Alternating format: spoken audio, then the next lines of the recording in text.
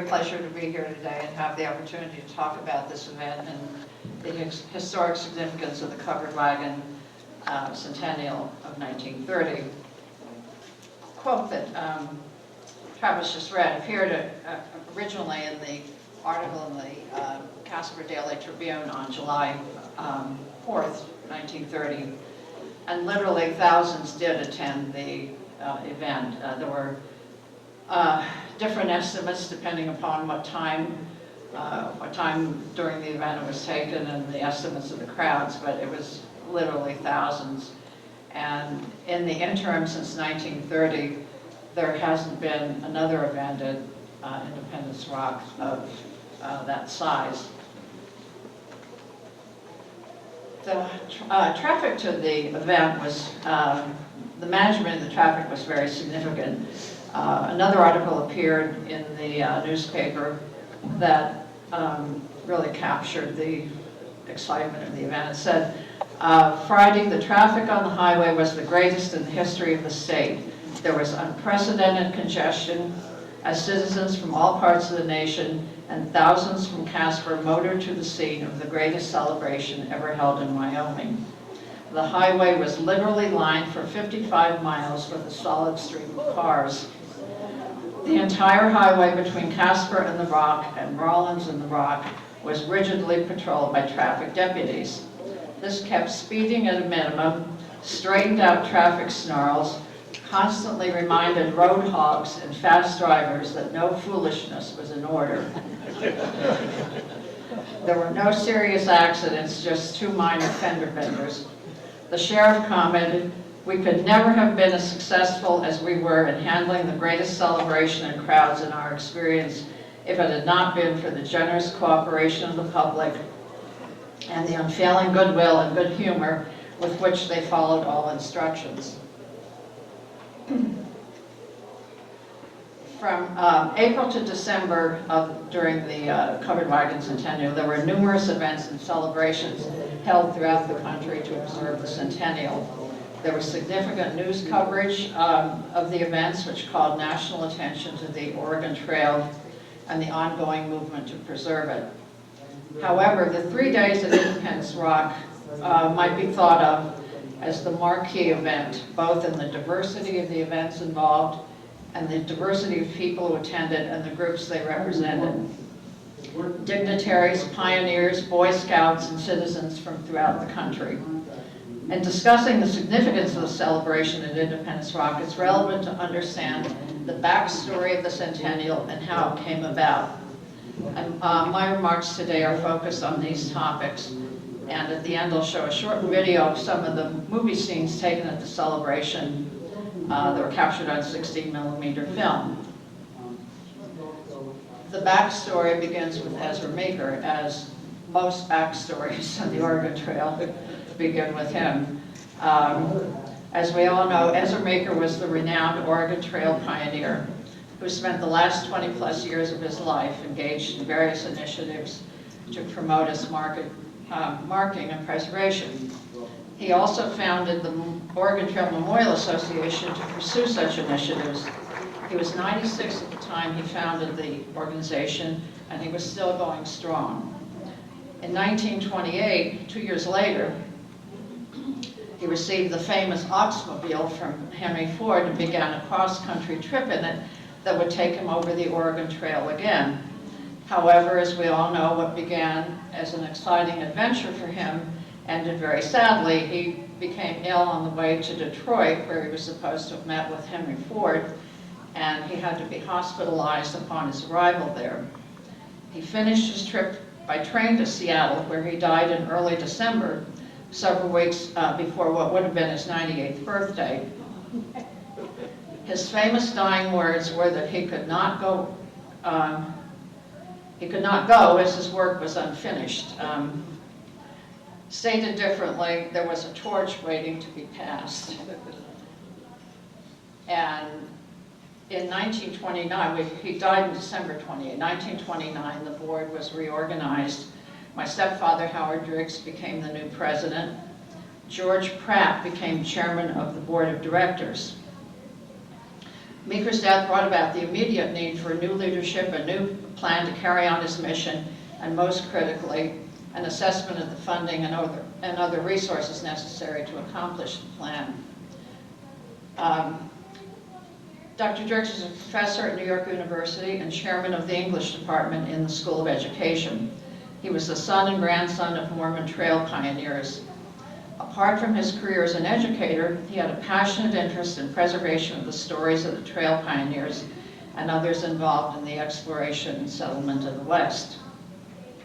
He was also the editor of a series of books published by the World Book Company called the Pioneer Life series, and as the editor of this book series, his role was to find pioneers and others and obtain their first-hand accounts and help them edit and co-author their books. And in that role, he had met Ezra Meeker early in the 1920s and helped him write his book, Oxteam Days on the Oregon Trail.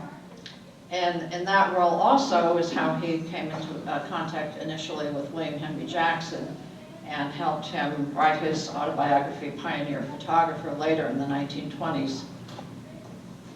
Mr. Pratt was a very prominent business and civic leader, conservationist, and philanthropist. In 1910, he helped organize the Boy Scouts of America, and he served as its national treasurer. He was the Conservation Commissioner of New York from 1915 to 1921, and also served as president of the American Forestry Association. He had been a friend and supporter of Meeker prior to his death. And Pratt's connection with the Boy Scouts is what led to the participation of the Scout troops from throughout the country in the celebration at Independence Rock. Pratt and Junius Rochester, the chairman of the organization's finance committee, were credited by my stepfather with having set the association squarely on its feet in order to pursue the national program. The board was expanded and brought commitments from Pratt and other board members to provide the funds necessary to carry on the immediate work of the organization. In 1929, my stepfather hired William Henry Jackson to join the organization as its research director.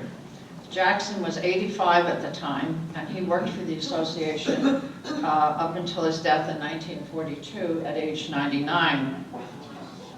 In addition to his research, he painted many scenes of the West that he had photographed during his earlier career, created maps, traveled throughout the West for the association. He appeared at many events, including the big celebration at Independence Rock. In pursuing its mission in 1929, the new leaders of the association recognized the need to collaborate with other national groups with an interest in the same general objectives. National and state educational associations, historical societies, Boy and Girl Scouts, Sons and Daughters of the Pioneers, Sons and Daughters of the American Revolution were among the groups engaged in activities correlated with both the preservation and teaching of the settlement of the West. The board believed that if these and other interested groups could be enlisted in the movement, the dreams of Ezra Meeker might be realized. Accordingly, it directed its efforts in 1929 toward bringing about the support of such groups. While the work of gaining the cooperation of other organizations was in progress, my stepfather made a trip through the West in the summer to enlist support from people who lived close to the trails.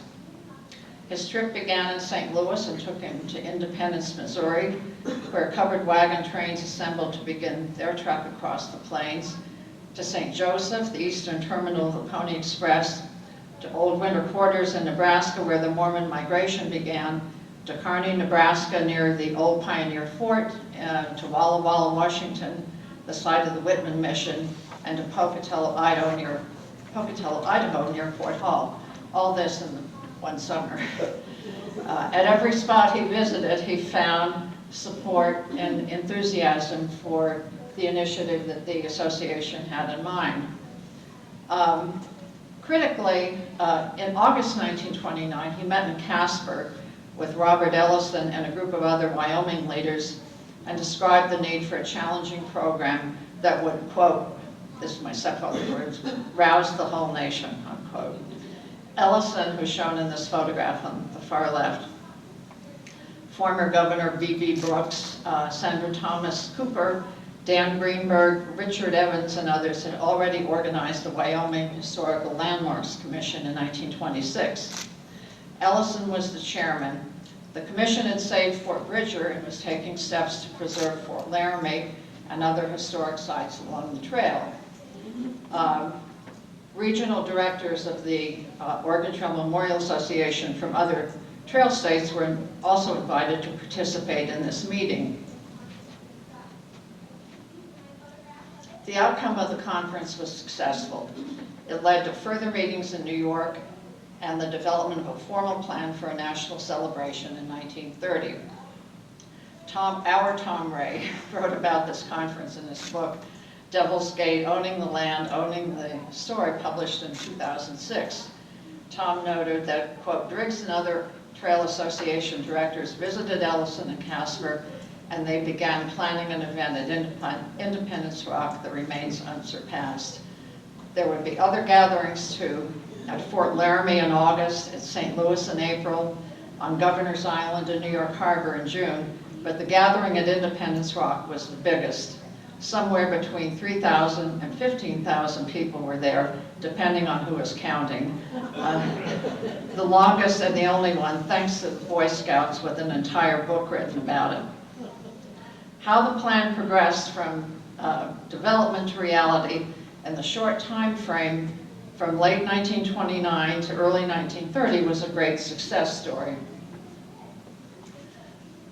As national endorsement of the plan to honor the pioneers was essential to its success, fortunately, two leaders of the Oregon Trail Memorial Association were in a position to be particularly helpful. My stepfather went to Washington to discuss the plan with Senator Reed Smoot and Secretary of the Interior Ray Lyman Wilbur. Senator Smoot was an honorary vice president of the association, and Mr. Wilbur was a member of the board of directors. Smoot and Wilbur later presented the plan to President Hoover. And on February 21st, 1930, President Hoover signed the proclamation for observance of the Covered Wagon Centennial from April 10th to December 29th, 1930. And this was the proclamation. The Congress, by unanimous vote, has authorized commemoration of the heroism of the fathers and mothers who traversed the Oregon Trail to the far west. On April 10, 1830, the first wagon train left St. Louis for Oregon, pioneering the way for thousands of men and women who settled the Pacific states. On December 29, 1830, Ezra Maker was born, who carried over into our day the personal memory of this historic epoch. The Oregon Trail Memorial Association, which she founded, and which includes men and women in all walks of life in all parts of the country, has sponsored the movement to observe the period from April 10th to December 29th of this year as the Covered Wagon Centennial, to recall the national significance of this centenary of the great westward tide which established American civilization across the continent. And then he said, therefore, I call upon our people to employ this fitting occasion to commemorate the lives and deeds of the heroic pioneers who won and held the West. As indicated in the proclamation, the significance of April 10th as the start of the centennial was that it was the date in 1830 when the first wagon train left St. Louis, headed west to the Rockies over what later became the trail to Oregon. And December 29th was 100th anniversary of Ezra Maker's birth. Planning began immediately for the participation of the Boy Scouts, and through Mr. Pratt's affiliation with the Boy Scouts, it was what sets the stage for their involvement. My stepfather wrote a very engaging article in Scouting magazine describing the significance of the centennial in words that the Boy Scouts could understand and the potential excitement that they could anticipate. he wrote, and this is the quote, "Wouldn't the reader of this article like to take a trek along this famous old trail? Wouldn't you enjoy camping with other Boy Scouts for a day or so at America's most famous camping ground, Independence Rock, a picture of which, drawn by a covered wagon scout, accompanies this article?" And he was referring there to Jackson's painting of Independence Rock that had the wagons circled around it. He continued, "We are sure you would, especially if some of the old covered wagon scouts were gathered there with you, and if a band of real Indians in their real teepees joined in the celebration." He encouraged scouts to write to the association with their thoughts and, quote, "any practical suggestions you may have to offer on the part scouts might play in the covered wagon Centennial." And his article worked. There was a tremendous outpouring of interest from scouts all over the country. And by March, it had already been, the plan had been finalized for their participation. The New York Times reported on it, and the article quoted James West, the chief executive of the Scouts, who said, "This commemoration camp at Independence Rock to pay tribute to our American pioneers will acquaint Scouts with many of America's historic traditions.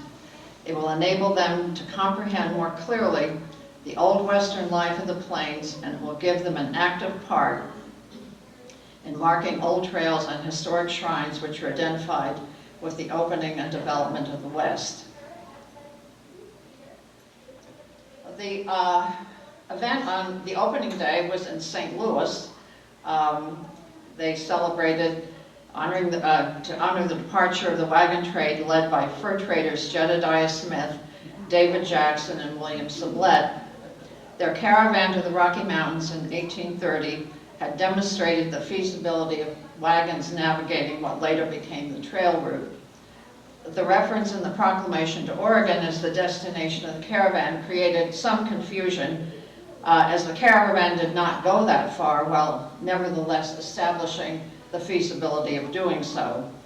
On October 29, 1830, they sent a letter to the Secretary of War, John Eden, a portion of which described the business purpose of their trip and the feasibility of wagon travel.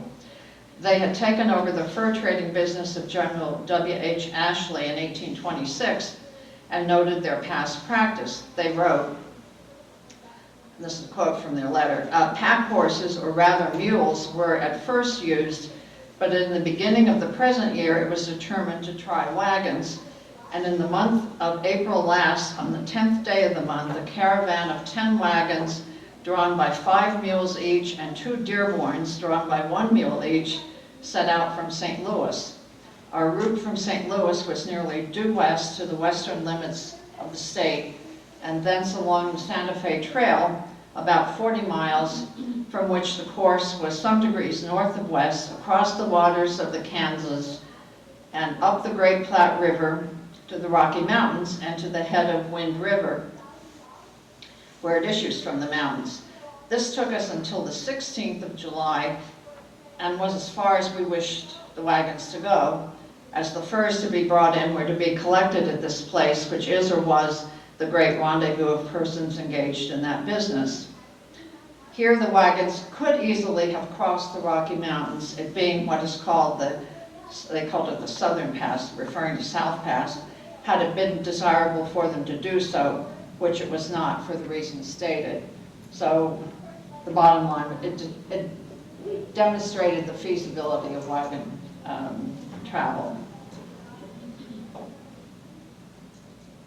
This is a photograph I took at Independence Rock some years ago, which has now been, the sign is not there anymore. But it notes that they had said in their letter they had reached their destination in Wind River on the 16th of July in 1830. On July 4th, they had actually arrived at Independence Rock, which didn't have a name at that time, but William Sublette is credited with giving Independence Rock that name on that date. Father Pierre-Jean de Smet first referred to Independence Rock as the Register of the Desert in 1840. And here I have to have a footnote. This plaque is no longer there. It's the Register of the Desert is sometimes referred to as the Record of the Desert. Sometimes it's referred to as the Great Register, Great Record. On our trek yesterday out to Independence Rock, I asked our guide Jason about that, and he said, "Oh, don't worry." I said, "Well, I've already put it in my presentation as Register of the Desert." And he said, "Don't worry, it's called by both names." And so anyway, there's a different sign out there now than this, which refers to it as the Great Record of the Desert. In any case, that was what Father de Smet did in 1840. So excitement began for the plans at Independence Rock in July. An arrangement was made with Henry Ford for him to provide the Oxmobile to go from Michigan, where he had it in their storage facilities. He paid for a driver to take it to New York to pick up 5 Boy Scouts, one from each of the boroughs of New York City, that were selected to participate in the festival. And they, after they were picked up, their first stop was in Hyde Park to visit Governor Franklin D. Roosevelt. And he was on horseback. And he had written a letter for them to take to the governor of Wyoming. In his letter, he said, "As president of the Boy Scout Foundation of the 5 associated scout councils, I send you greetings via the New York City Scouts Patrol as they go to participate in the Independence Day celebration and memorial service at Independence Rock, Wyoming." Then he said to the Boy Scouts, "I wish I were going with you. You are going to take a wonderful trip over a historic trail. Give my regards to the governor of Wyoming. You can be sure the Boy Scouts of New York State wish you well. I hope you have a wonderful trip." So off they went.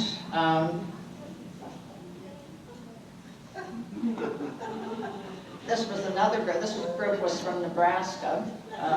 Literally, scout troops came from all over the country. As my understanding, there were 15 states represented, and somewhere between 800 and 1,000 Boy Scouts altogether that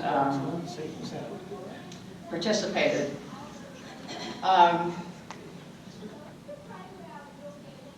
A lot of the excitement preceding the festival was captured in the headlines of the Casper newspapers. The quote that was read at the beginning of "This was an unprecedented event" was actually on whatever day, July 6th, I think it was, reporting on the event.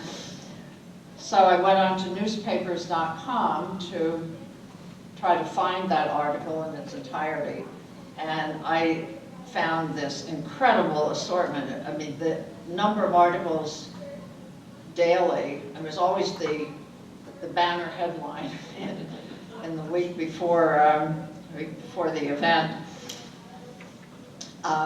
Just an incredible degree of interest in the event, and an incredible amount of local planning went into it. I mean, if you can imagine just the logistics involved in anticipating a crowd of thousands of people. They even arranged to have a telegraph service reinstated where it had once been in Independence Rock in the 1800s. And this was a great highlight of the event, reenacting the scenes of covered wagon days when the military telegraph was an important and necessary step in the transition of the West. The Postal Telegraph Company, through its pioneer head, Clarence Mackay of New York will again pioneer the way for communication from the plains of Wyoming. This is a quote from this article.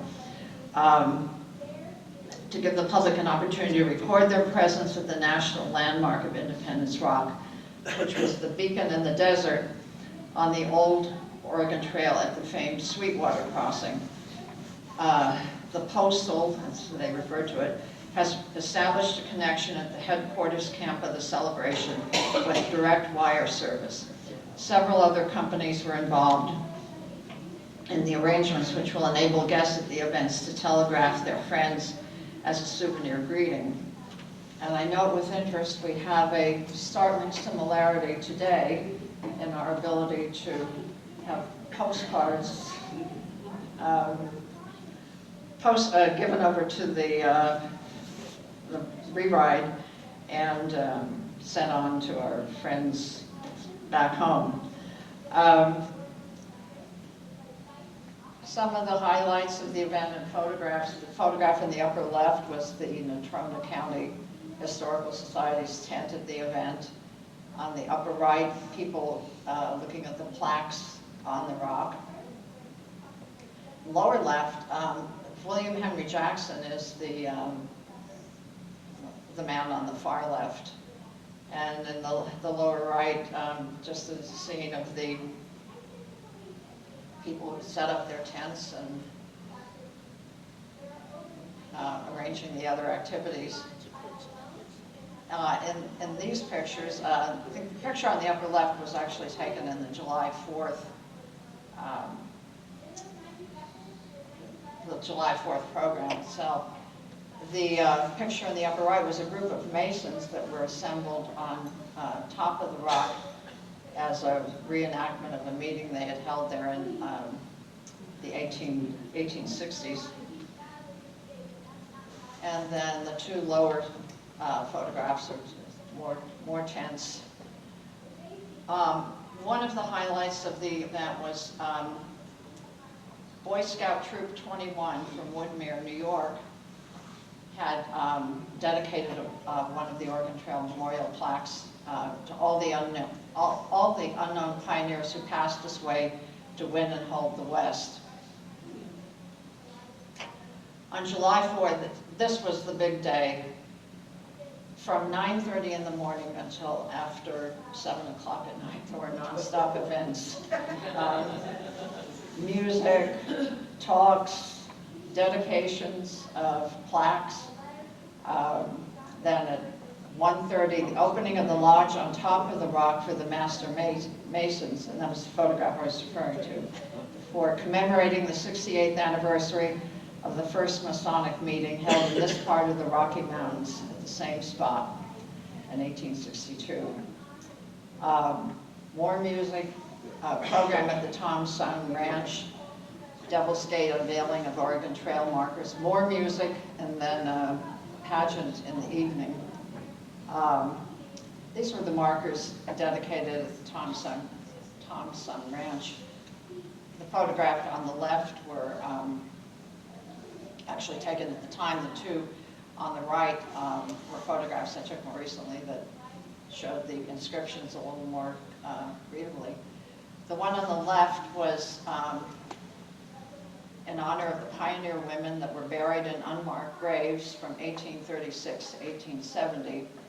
And that was erected in 1930 by the Business and Professional Women's Club of Casper. And what the arrangement was, the Oregon Trail Memorial Association provided these bronze plaques, and they collaborated with local groups throughout the trail sites that wanted to create the the stone monuments in which they were placed.